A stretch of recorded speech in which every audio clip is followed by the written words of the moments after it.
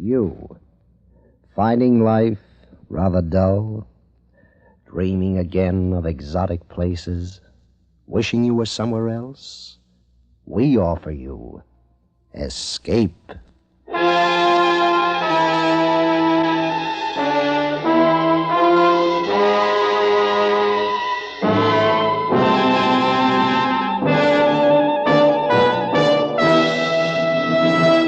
Today, Escape brings you one of the most unusual and terrifying stories of recent years. It is a story of such scope that the producers of Escape, in order to dramatize its full impact, will present it in 2 episodes. So now, with the performance of John Daner as Isherwood Williams, we bring you part 1 of George Stewart's powerful novel, Earth Abides.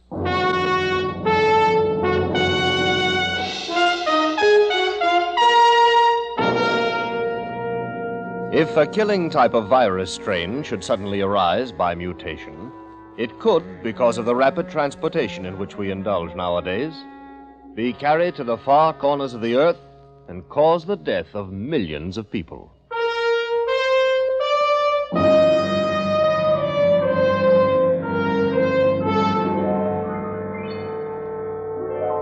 If you should awake some morning, tomorrow morning, let's say, if you should wake to a man-dead world, where virtually all of human life had been dissolved from the face of the earth, leaving behind only buildings, bridges, machines, if you should awake to such a world tomorrow morning, what would you do? Where would you go?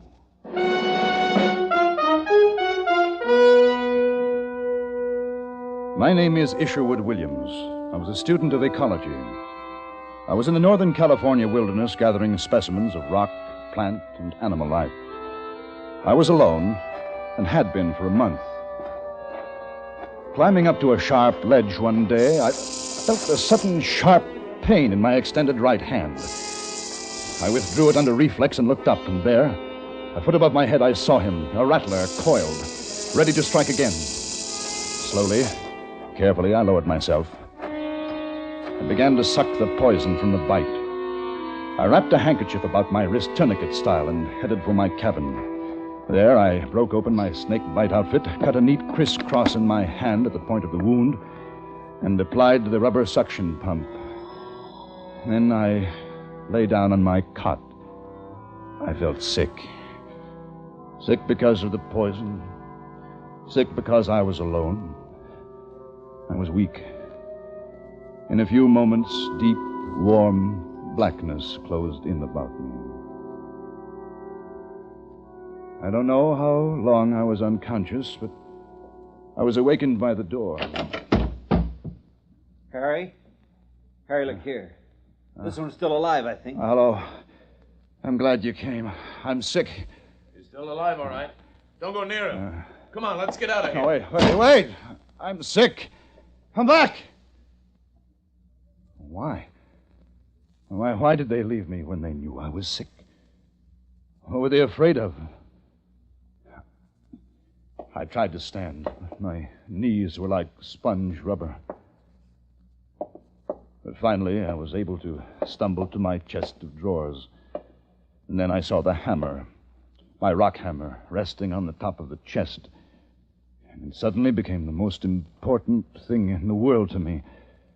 If I can lift this hammer, I told myself, I will live. I wrapped my fingers about its handle, and I lifted it slowly, then let it down. I breathed a sigh of relief. I would live.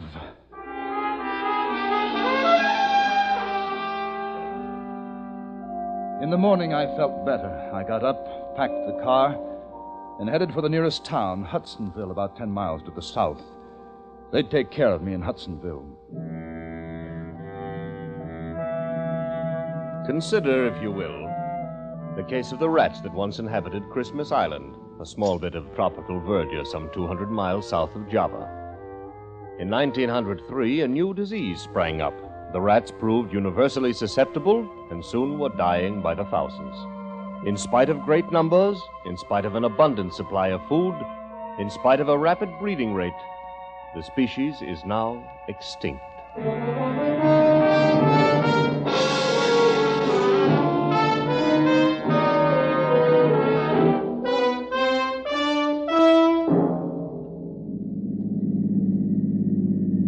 Hudsonville. The familiar houses, stores, taverns, but no one on the streets. A hen scratched quietly in the dust. A lonely dog was howling somewhere. I got out of the car and walked into a little restaurant. The place was empty. Hey. Is anybody here? Hey! Silence. Deathly silence. On the counter, I saw a newspaper. Flipped it open. The headline... Crisis. Acute. I read the story, a dispatch from Washington. The federal government is herewith suspended as of the emergency. All officers, including those of the armed forces, will put themselves under the orders of any functioning local authority by order of the acting president. Front page, column 3. The West Oakland Hospitalization Center has been abandoned. Its functions, including burials at sea, are now concentrated at the Berkeley Center. Keep tuned to your radio. The radio. The radio in my car.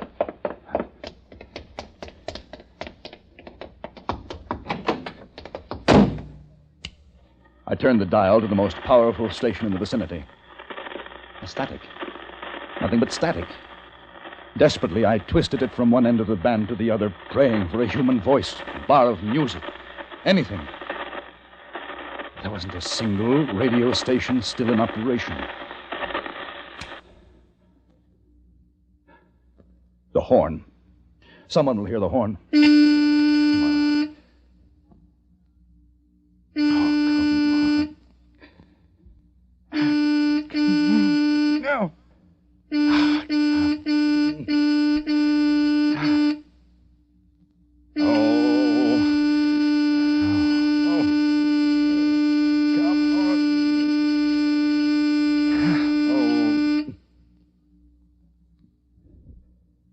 Silence.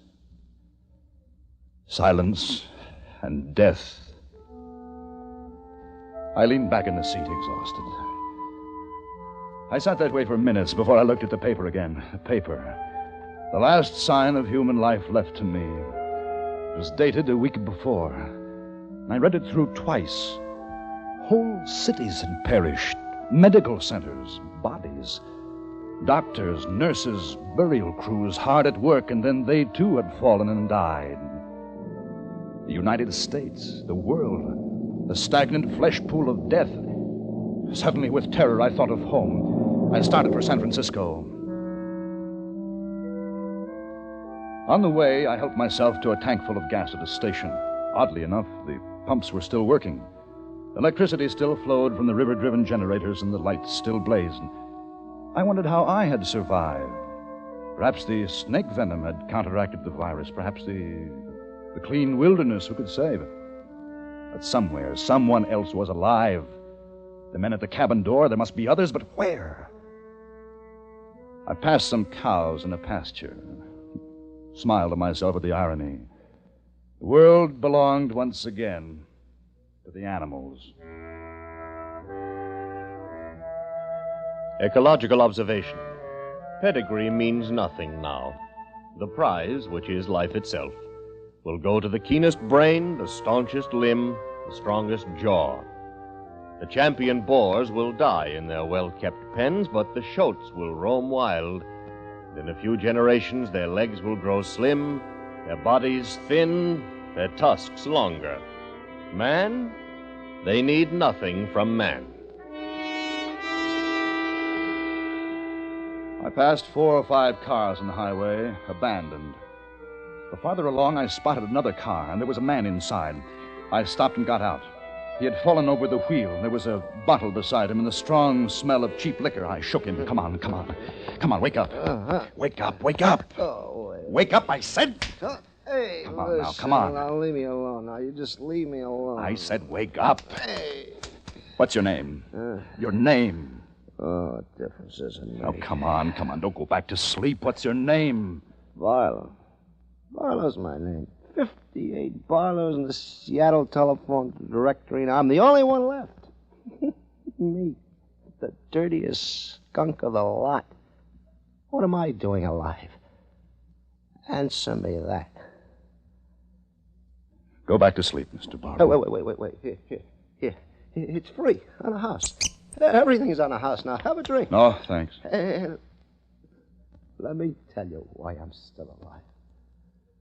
Because I'm being punished. I'm not good enough to die. Oh, goodbye, Mr. Barlow. No, hey, come on back. I'll buy you a drink. That's good. I'll buy you a drink. Look here, I got $500. I took it from a bank yesterday. You want it here? $500.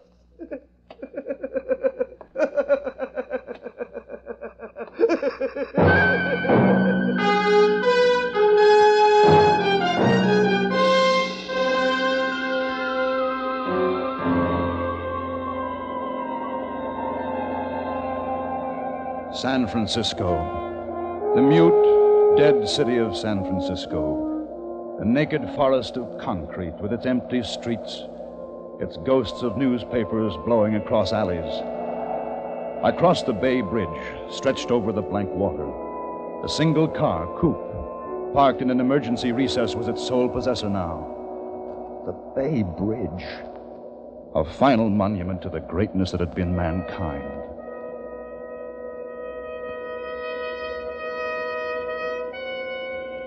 I drove the familiar route toward home, turned right at San Lupo Drive, pulled up in front of the house. I walked up the stairs, took out my key, opened the door.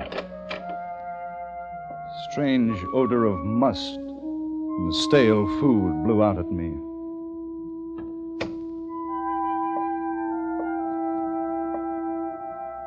Mom? Dad? Mom!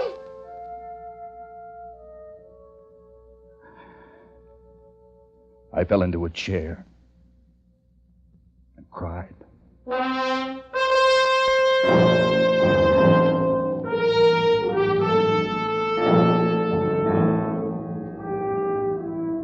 Observation. The desert and the wilderness began a long time ago. Men came only in the latter centuries. They camped at the springs and wore faint trails through the mesquite bushes. They laid rails, strung wire, paved long, straight roads. After a while, men were gone, leaving their small works behind them.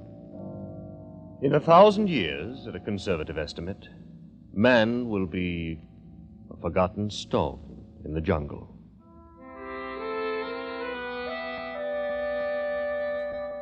Where would I go?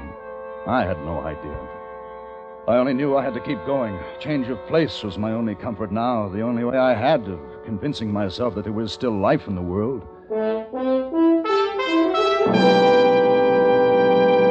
The snake bite began to hurt again, but it felt good, some small sign of living flesh. I left San Francisco and started across what had once been the United States, Route 66, through the giant Southwest, the towns, the empty, dead towns. The dust-blown, silent towns passed me by, one after another. Kingman, Flagstaff, Albuquerque, Oklahoma City. Just outside Guthrie, I saw a Negro tending his garden as if nothing had happened. He was afraid. He waved me on with a shotgun. In Tulsa, the sprinklers were still going in the park. I stopped. In Fayetteville, Arkansas, I heard music. Came from a little bar, neon lit, spitting its bright invitation to the empty street. I took my hammer and went inside. The bottles were stacked neatly, bar rag over the rack, and a broken jukebox, blazing in blues and reds, singing its song to the vacant, varnished tables. And you just want to jump up and shut down up. like a carnival. Shut up. It's love. Shut up. There's a sparkle Shut up. to me. Shut up! Shut up!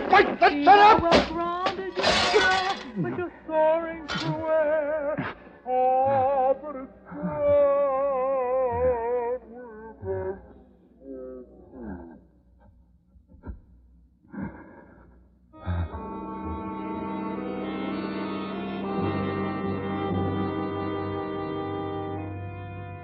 I slept in the best auto courts of the most luxurious hotels. I slept and ate from the leavings of 150 million people.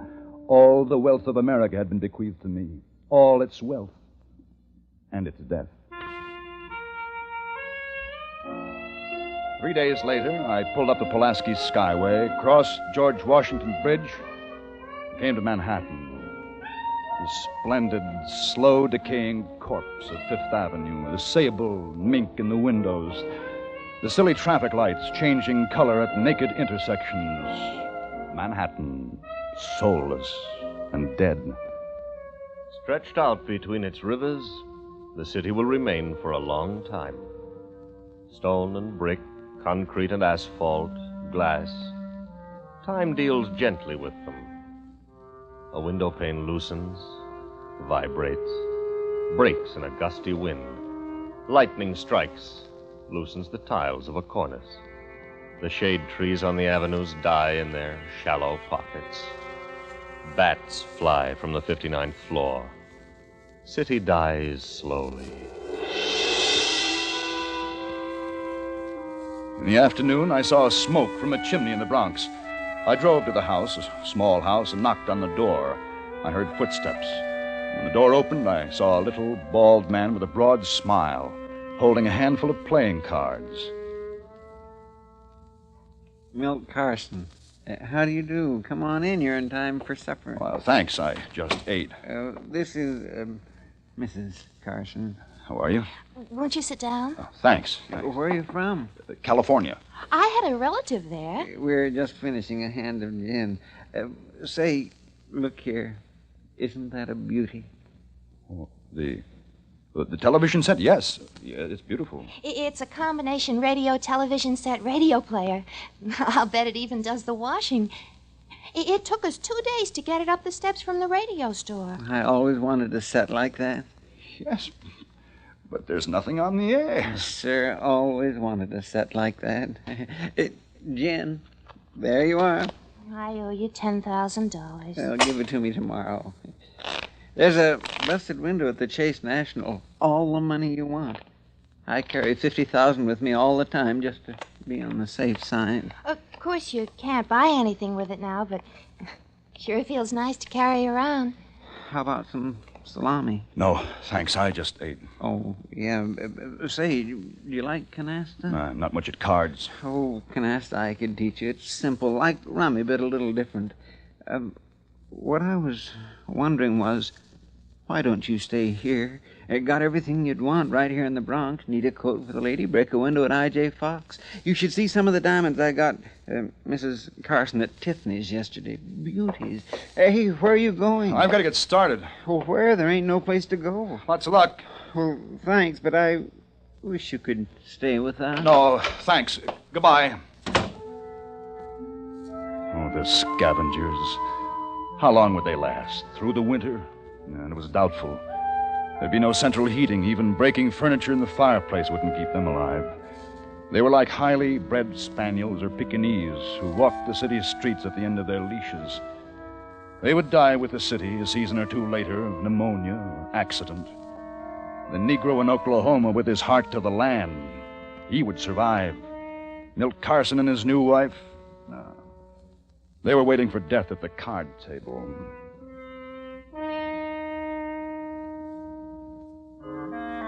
Two weeks later, I was in San Francisco again. The streets were just as bare as when I left. The lights were still on, but dimmer now. Water flowed still from the faucets. But San Francisco had a new population, the dogs. They hunted in packs, all breeds bound together in the common search for food. Danes, Dalmatians, Scotties, toys, all of them. The dogs had taken over the city. And I decided to move back into the house because of the familiar things. Late one afternoon, I went out to look around the neighborhood, and I heard the yelping too late. As I looked around me, I saw myself being surrounded by dogs. They were hungry, ravenously hungry, and they started to close in. The car was on the street some 50 feet away. If I could make the car. The bulldog made a lunge for me. I kicked violently and started to run. They were after me, some of them running at my legs. He reached the car, opened the door, and slammed it. They climbed to the window, baring their fangs, their red tongues wet with hunger. But I was safe.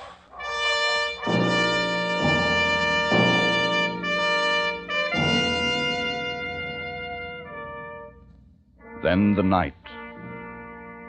And that night, the lights went out.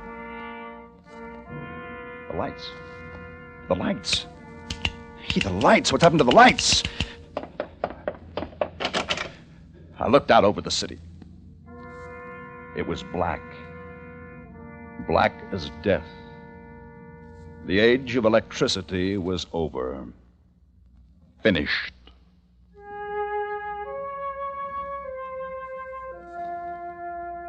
There were candles. Mom kept them for ceremonial occasions in the buffet, and I found myself hoarding matches and flashlights, candles, piling them up in the corners. There was only night and day. Time had lost its meaning. And I had food and clothing. And then I had books to read. The Bible. And I read the Bible. Let him kiss me with the kisses of his mouth, for thy love is better than wine.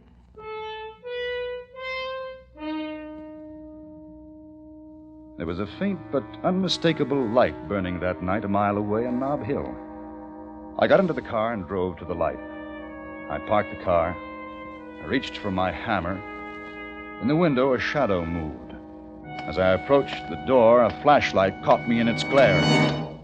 I stopped, dead still. I waited for someone to say, "Put your hands up." "Who are you?" There was a breath of perfume. That's a nice car. I can pick up a better one on any street corner. Come on in. Thanks. How about some coffee?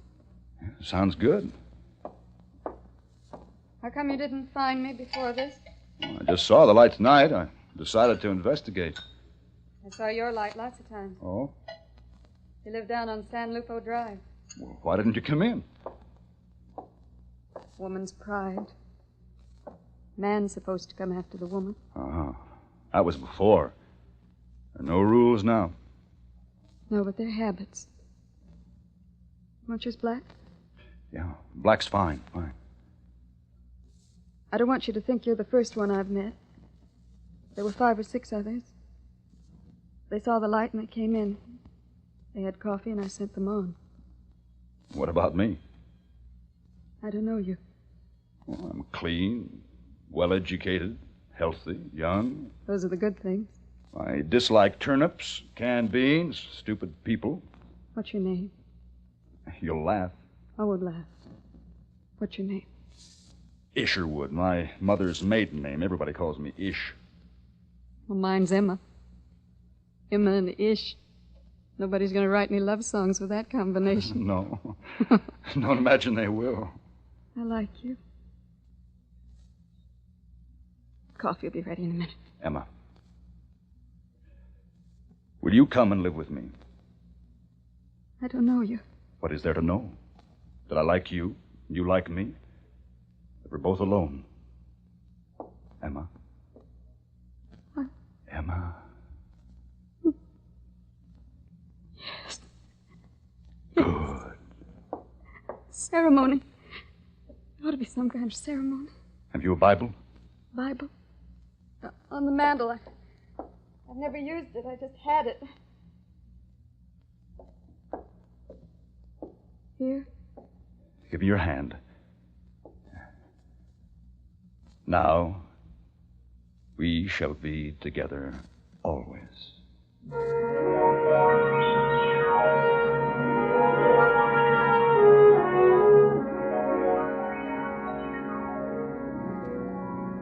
Emma was warm and understanding, a good woman, a healthy woman. Soon there was a baby to be born. I had read some books, but I couldn't read enough. I stood by her during the night and tried to help.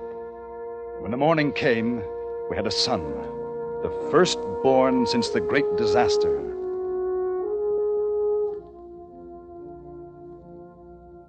Then there was the matter of time. We won't need to know the exact hour. No, that's true. The clocks have stopped, but what's the difference? We eat when we're hungry and When we're tired, we go to bed. But the months and the years. It's important to know when the year ends. Oh, that's what I've been doing out on the porch. What is that thing out there? It's a transit. I set it towards the sun, and when the sun reaches the winter solstice, I know that to be the shortest day of the year. And that will be our New Year. New Year's Day isn't the shortest day of the year. No, December 21st is. And we'll make that our New Year. Man's always been trying to get close to that date for the New Year, but calendar makers always went off. How long will it be? A few days. And then it'll be 1950 what? No. That was the old calendar. This will be our year 1. The year 1. We must call it something. I know. We'll call it the year of the baby.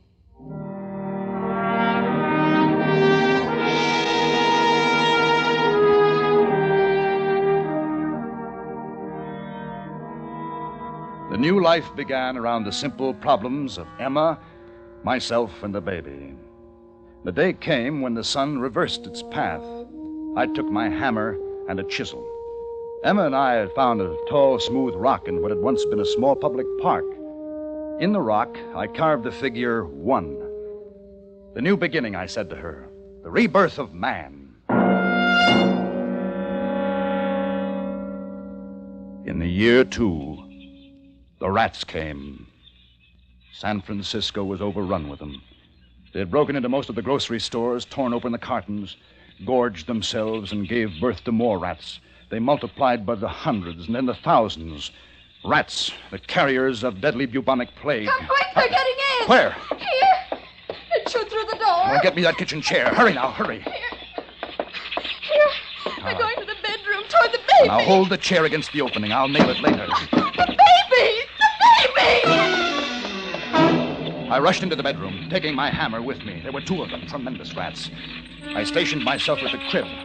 One came toward me, unafraid, for the fear of man had been bred out of them. And I flung the hammer at him. Ah! I missed. The rat leaped up into the crib. I threw a blanket over him and flung him to death on the floor. Then I picked up the hammer and threw it at the other one. Dead. But that was just 2 of them. Outside, I could hear hundreds squealing, their tiny feet scratching at the walls. How long would it be before they destroyed us? Man was gone now. This was the age of the rats.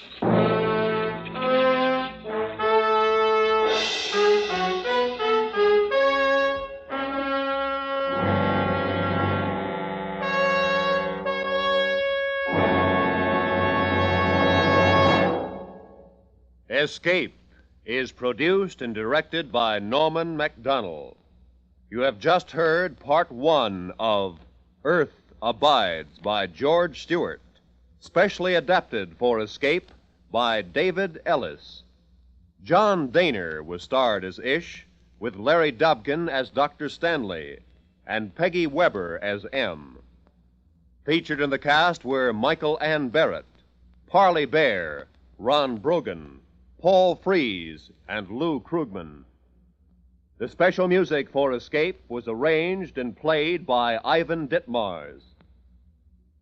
Next week, Escape will bring you the second half of Earth Abides, truly one of the most gripping and terrifying novels of recent years.